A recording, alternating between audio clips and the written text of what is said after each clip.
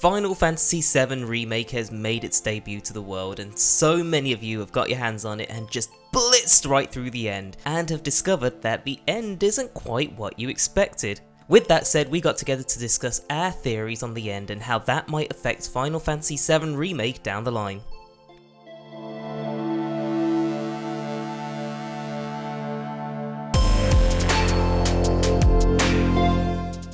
My personal pet theory is that the cast of Final Fantasy VII Remake are now in an alternate universe in which Zack is still alive and he survived the events of Crisis Core or whatever happened. You can kind of see it in that you get to see Zack in what appears to be a final stand against Shinra. He's going to die, but then later when it cuts to him, he's like, oh, wow, okay, that's unexpected, I survived. The reason he survived is that the Arbiter of Destiny was defeated by Cloud and company, and as Eris said, as soon as they did that, everything was going to be changed. So they have now created an alternate timeline, and you can kind of see a lot of visual clues in things like the fact that there is a bag of chips that flies by with a different mascot than has been the one that has been shown all game. So in that respect, we saw a flashback of Zack dragging Cloud into Midgar, and then we saw a kind of crossing between Zack and Cloud and Aerith, which suggests that their timeline is now one, and we are going to see Zack in the second game. He could even be a party member. And that is perhaps how they're going to have Cloud reckon with his identity. I don't know how I feel about this exactly, but one thing that is absolutely clear is that everything has changed now, the game is different, and who knows what to expect. My theory on what happened. Well, Final Fantasy VII Remake ends in sort of the same place as the Midgar section of the original game, except it also really doesn't. You see, throughout the game, the new thing that happens are the Whispers. They're like these cloaked manifestations of destiny, and they make sure events play out exactly as they did in the original game. Except when they get to the end, the characters decide they're going to fight Fate. So they step through a portal, they literally batter Fate, they beat Fate up, because this is a JRPG, and they fight Sephiroth, which is the fight that you get at the end of the original game, when this is only really the first 6 hours of the original game. Either way, it's not earned, like the new players won't understand who he is, but ignore all that. When they step out of the portal, it seems that they're in the same place as they were at this point in the original, except they're not at all, because we see flashes of things that happen in the original, like Zack, for example. Zack is the soldier first class guy. He's the guy who Cloud thinks he is. Cloud watched him die in the fight you see at the end of the game, and then he assumed his identity and took up his sword. But if that didn't happen, then how has Cloud still got the sword? So that makes me think this is a parallel universe they've stepped into. It also helps that you see a poster of the Shinra mascot fly past Zack in that scene, and the mascot is a different breed of dog on the poster than it is throughout the entire game. So it seems we've got some parallel universe stuff going on. Even Cloud, you see Zack walk off with Cloud in that scene, so is there another Cloud in this universe?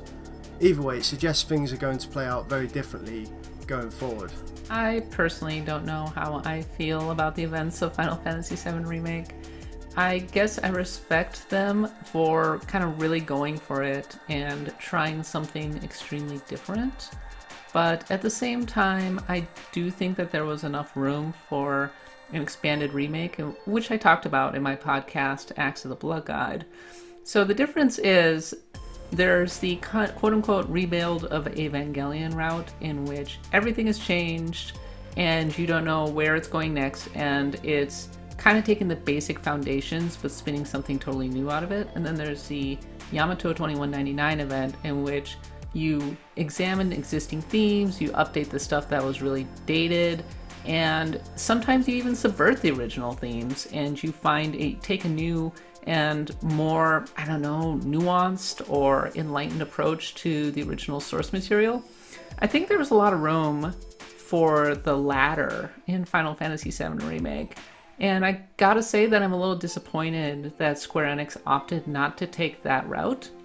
That said, I am kind of excited about what is going to be coming next.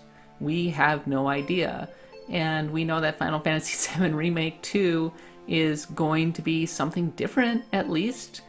And as I said in my review, I really can't fault Square for going for something more in an era of boilerplate blockbusters that always kind of do the same thing. That said, I don't love the execution of Final Fantasy VII Remake. I thought that it could have been a lot better.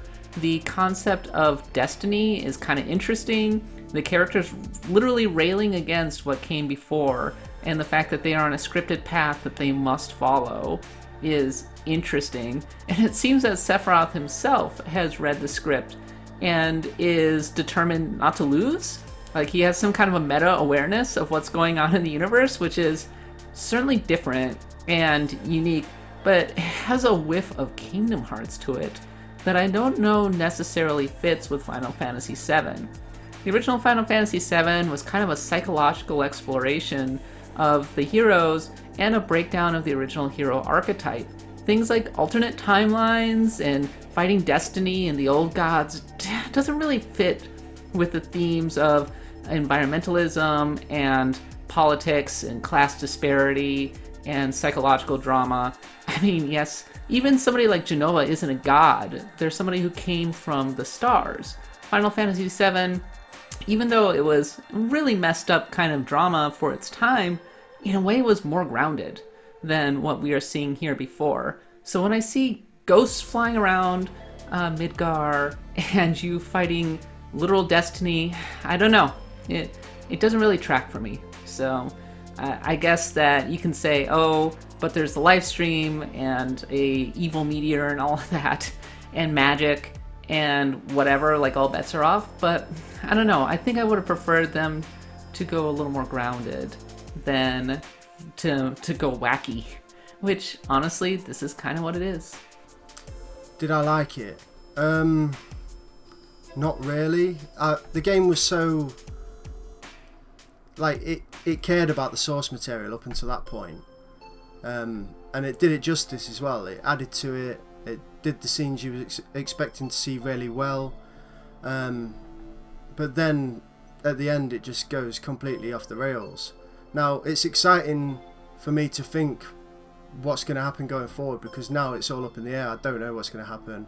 Everything could be completely different, but at the same time it left me feeling a bit conned, because this is called Final Fantasy VII Remake, and it's a remake of the first 6 hours of the game spread out over 40 hours, and it's loyal to the source material right up until the last hour, and then it just completely throws it all out of the window. It's even the flashes of the future you see, like you see Aerith's death, spoilers, you see Red 13 running with his cubs. It suggests that all that's going to be changed as well. Aerith might not die, the meteor might not come down, you know, Sephiroth might not even be the main antagonist now, so I guess I'm excited to see what they do with it, but at the same time I felt a bit deflated by the time the credits rolled. I think it's pretty obvious that we have absolutely no idea what's coming now, and that was the intention of what Square was pushing. We do know a few things. Zack is almost certainly going to be back, and they're going to find ways to probably spin old events into something new. I've seen a somewhat cynical take on this in saying that this is Square's way of finding ways to get rid of things that might have otherwise been really hard to render. So, I don't know. Goodbye, Junon. I don't know. Maybe, or goodbye, weapons. You don't get to fight the weapons anymore. That kind of thing. And they can justify it by going, oh, it's an alternate universe. We didn't make any cuts. It just, meteor blew up, whatever. I think that they're probably going to change the twist, the big twist, and have it be something different. I wouldn't be shocked if a different character ended up dying than the character who originally kind of bit the big one, as it were. And I wouldn't be shocked if they got even weirder and started adding in more elements like the Arbiter of Destiny, which if they did would be kind of disappointing, honestly, because that's not really what I want on a Final Fantasy VII Remake. One way or another, I think that in broad strokes it will be relatively similar, and in other ways it will be very, very, very different. I think the only thing that I'm kind of hoping is that they retain the sense of openness that came with the original Final Fantasy VII when you first leave Midgar and you step into the overworld, because I'm a little worried that they're just not there. They don't feel like they can do that with the current technology, and that they're going to try something different, and this is their way of setting that up. And if that's the case, then it's really disappointing. On the other hand, Final Fantasy VII got really good reviews, and it's probably is going to sell well. So there is a non-zero chance that Square will decide that they're going to raise the budget and kind of really go for it in Part 2. And if that's the case, then that's kind of exciting. Either way, I think my big predictions are they're going to be changing one of the key events of Part 2, and they're going to be bringing in Zack in one way or another, and the love triangle between Aerith, Cloud, and Zack is going to be real, so I think we can look forward to that. As for Part 2, like I said, the characters are in the same place as they were in the original at this point, except just one man being alive could have such a big ramifications for the rest of the story. Zack being alive, there's the butterfly effect, right? What if this changed our version of Cloud, so he's not the Cloud we know now? Or what if there's another Cloud? What if you play as Zack instead of Cloud, because Zack is who Cloud thinks he is? So it could go anywhere, and I'm kind of worried about that, because some of the scenes I'm really looking forward to are in the next 2/3 of the game, like Red 13 dressing as a soldier, Cloud getting yeeted by a dolphin, that sort of thing. Are they just gonna skip over all that? I mean, from an asset design standpoint, I guess creating the whole world of Final Fantasy VII would be a nightmare. So it felt to me like the Whispers and all the Fate stuff was just an excuse for the developers to move away from the original vision more than to give us something new. It was just so they could skip things, I think, but I guess we'll find out in about 50 years.